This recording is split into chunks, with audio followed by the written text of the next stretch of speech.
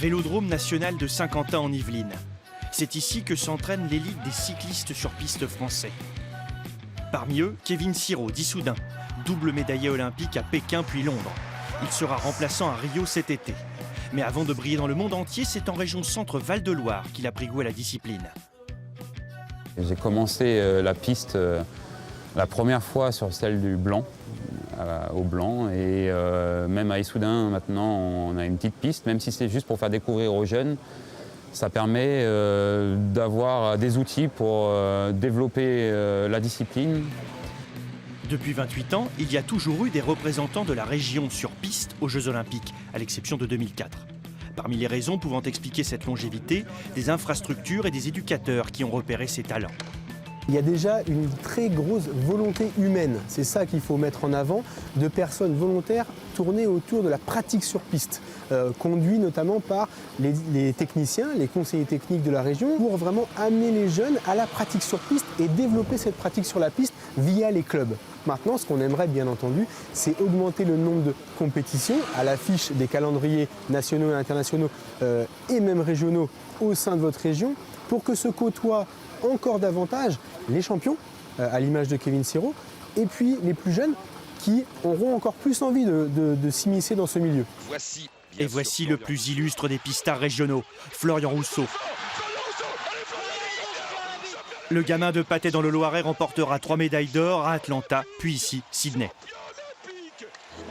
Une médaille d'or au jeu, ça change la vie. Moi, j'avais été champion du monde, et puis le fait d'être champion olympique, voilà, sur la reconnaissance, la notoriété, on ne fait pas des médailles pour ça, mais effectivement, ça ouvre des portes.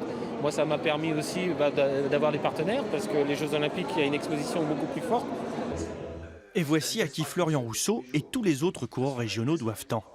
Philippe Baudier, cadre technique de 1985 à 2013. C'est vrai que c'était des jeunes qui avaient du talent, mais bon, il a fallu quand même mettre en place des stages et les détecter. Donc on a au moins le mérite d'avoir fait cette détection et de les amener aussi progressivement sur la piste. Basé en Touraine, Philippe a donc lancé plusieurs carrières. Durant près de 30 ans, il n'a pas compté ses heures pour entraîner ses futurs champions. Kevin Siro, Florian Rousseau ou encore Frédéric Magnier. Mais avant tout, il fallait repérer ses talents. Déjà, ils ont les qualités physiques au départ. Ça, c'est clair et net. Ils sont au-dessus au niveau qualité physique. Et puis, effectivement, ils ont des qualités mentales hors normes. Florian, ça bouillait à l'intérieur. Et c'est ce qui fait la différence au plus haut niveau.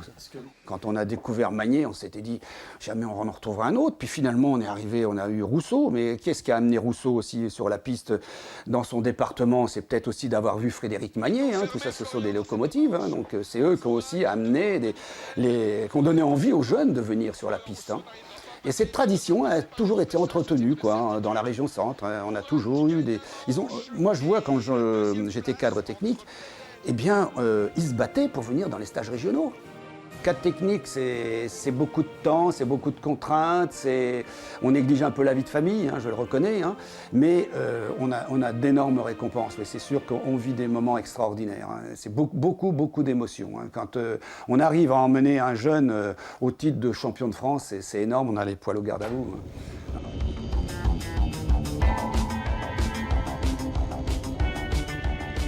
Mais la région ne se contente pas de ce glorieux passé. Elle continue son travail de formation des jeunes talents et dispose d'un écrin pour leur permettre de s'épanouir. Bienvenue au Vélodrome de Bourges. C'est ici que s'entraînent les espoirs de la discipline venus de toute la France.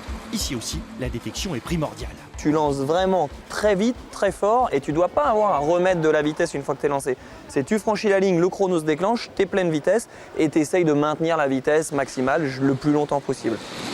On a des coureurs qui rentrent ici au pôle qui sont quasiment jamais montés sur un vélo de piste et sur une piste. Pour certains, c'est une grande découverte, donc ils sont recrutés sur des qualités physiques, pas sur des palmarès. Et justement, on ne veut pas tomber dans ce travers de recruter sur des palmarès et plutôt recruter du potentiel et après de ce potentiel-là, en faire des futurs très bons coureurs. Ce vélodrome, inauguré il y a 3 ans, accueille des jeunes filles et garçons au quotidien. Parmi eux, Valentin Tabellion, actuellement en seconde. Cet Orléanais a tout gagné ou presque dans la catégorie cadet. Un talent brut que les entraîneurs du Pôle France cherchent à façonner à force de travail.